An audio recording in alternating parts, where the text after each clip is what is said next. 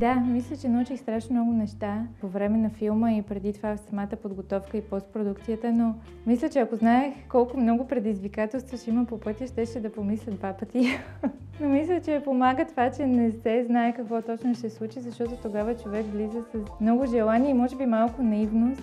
Но в крайна сметка нещата се получиха и съм много щастлива, но беше много предизвикателно в началото, когато все още имахме, в смисъл ние имахме ядрото на екипа, но нямахме по-голямата част на екипа, нямахме изпълнителен продуцент, нямахме много неща, които се очаква по стандарт да имаш, за да направиш филма си. И беше много трудно да намерим хора, които да ни повярват, че можем да го направим. Като независима продукция това беше най-предизвикателната част.